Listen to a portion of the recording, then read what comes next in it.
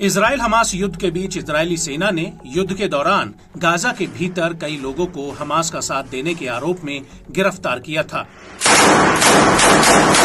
और इन लोगों में गाजा के प्रमुख अल-शिफा अस्पताल के डायरेक्टर मोहम्मद अबू सालमिया भी थे, जिन्हें पिछले साल नवंबर 2023 में इजरायली सेना ने अरेस्ट किया था। दरअसल उस वक्त आईडीएफ ने आरोप लगाया था कि हमास नागरिक ठिकानों की आड़ लेकर अपने कमांड सेंटर चला रहा है और इन ठिकानों में गाजा का अल-शिफा अस्पताल सबसे प्रमुख ठिकाना था।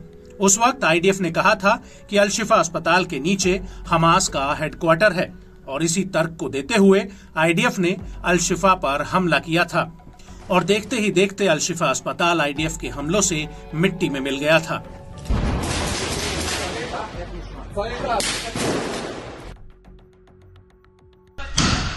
और इन हमलों के दौरान आईडीएफ ने कई ऐसे संदिग्धों को गिरफ्तार किया था जिन पर उन्हें हमास का साथ देने का शक था और इस लिस्ट में अल-शिफा अस्पताल के डायरेक्टर मोहम्मद अबू सालमिया का नाम सबसे पहले था।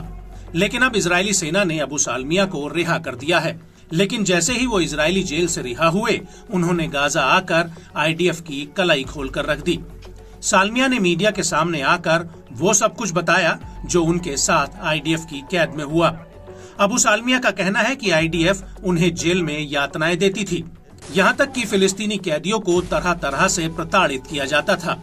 यहाँ तक कि जेल के भीतर उनके कपड़े तक उतरवाए जाते थे और तो और बीमार होने पर कैदियों को दवा तक नहीं दी जाती थी। تعرضنا لتعذيب شديد وتم كسر إصبع الإبهام حتى الآن لا نستطيع يعني الصغير عفوا وتم يعني أكثر من مرة التعرض لي بضرب في الرأس ونزول الدم أكثر من مرة. هناك تعذيب شبه يومي كان في السجون الإسرائيلية. يعني عندما يتم اقتحام غرف السجناء يوميا ويتم الاعتداء عليهم بالضرب المبرح يوميا. هذا الكلام نقوله ونحن متأكدون منه تماما وعشناه بكل مرارة. लेकिन जब से अबू सालमिया का ये बयान सामने आया है, पूरी दुनिया में इजराइल की आलोचना हो रही है, जिसकी वजह से इजरायली सेना बैकफुट पर नजर आ रही है। और यही वजह है कि अब इजरायली पीएम कह रहे हैं कि अबू सालमिया को छोड़ने का फैसला बहुत बड़ी गलती थी। उन्होंने इजरायली एजेंसी शिन बेट के इस फैसले पर खेद जताया है और कहा है कि आगे से इस तरह का फैसला करने से पहले उस पर काफी सोच विचार किया जाए।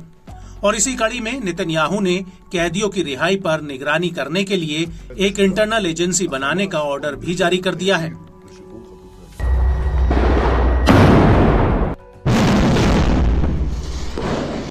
नेतन्याहू ने अपने फैसले में ये तक कह दिया है कि सालमिया को छोड़ने का फैसला बिना नेताओं या सुरक्षा एजेंसियों के प्रमुख की सलाह से किया गया है। अल-शिफा अस्पताल के डायरेक्टर को रिहा करना एक बहुत बड़ी गलती है और एक नैतिक विफलता भी है, जो हमारे लोगों का अपहरण करा के उनकी हत्या कराने का जिम्मेदार है।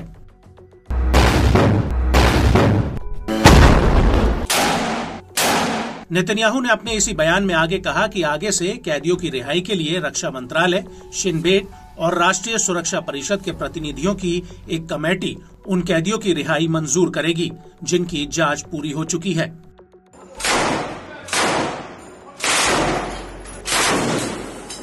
वहीं दूसरी तरफ अबू सालमिया के मामले में इजराइल की शिन बेट एजेंसी को आतंक से जुड़े पर्याप्त सबूत नहीं मिले हैं और इसी वजह से उनकी रिहाई की गई है।